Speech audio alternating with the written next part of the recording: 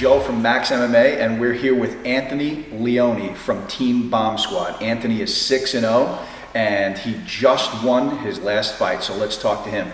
Anthony, you just won your last fight, and how much notice did you get before this fight? 3 days.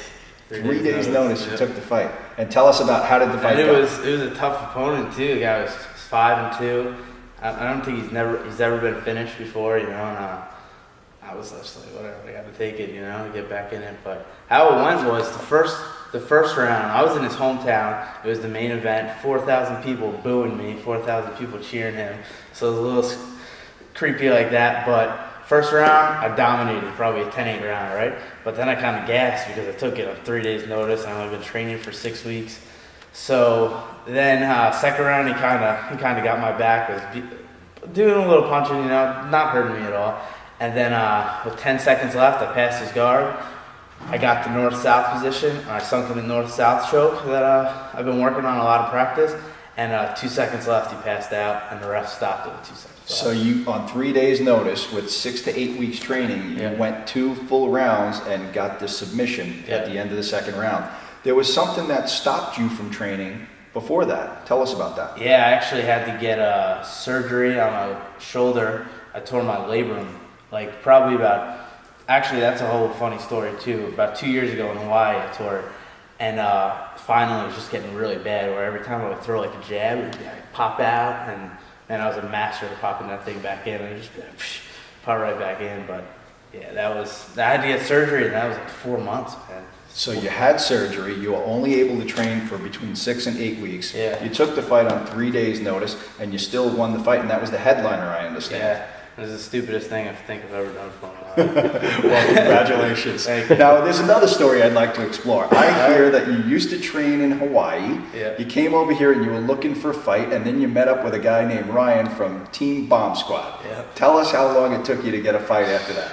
Well, I came back from Hawaii, just made my pro debut. Won that, I come back, and I start looking for fights right away. You know, I want to get back on it.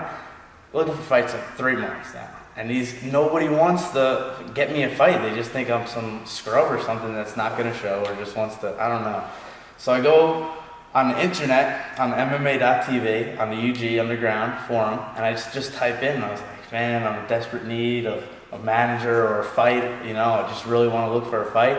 And actually Hong Kong Fooey, that's his screen name. We're going to give him a shout out right now.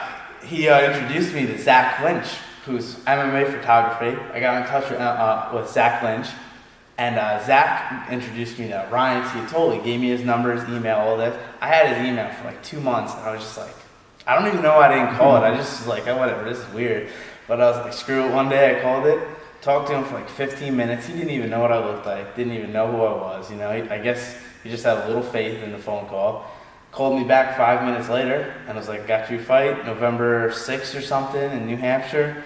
Told me to pay, and I was like, let's do it, you know? All right. So how long now have you been here at Team Bombsquad with Ryan? I've been with Ryan for a little over a year, but I just moved up here in Ryan's basement and been living here for 2 months. All right. And tell us, what do you think is the best thing about Team Bombsquad? Oh, man, just the level of intensity that everybody brings here, you know? Like, every guy that trains here, you know, this is pretty much their job.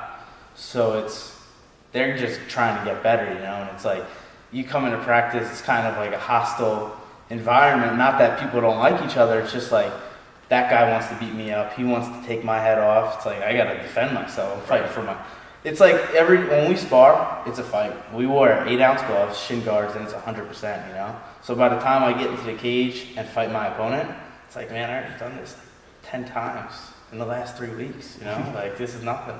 Okay, tell us what's next for you. Who do you want to fight? What's your dream match? Dream match? Man, I'd really like to fight Uriah Faber. He's the one that did that to my shoulder. So. Really? Yeah. Tell us about that.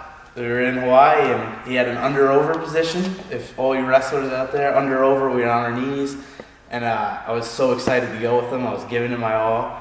And he popped my shoulder right out, man. He went for it, popped it out, and that's where it started from. So now you want to repay him for that injury. He deserves it. All right. Well, thank you very much. We're Yeah. wrapping up here at Team Bomb Squad. Obviously, this is the place. If you're in the area, you have got to train at Team Bomb Squad if you're serious. These guys go full out. They are no joke, and they've got pro fighters coming out of this camp. Thanks, Anthony. Thank you. Good luck in the future. Thank you.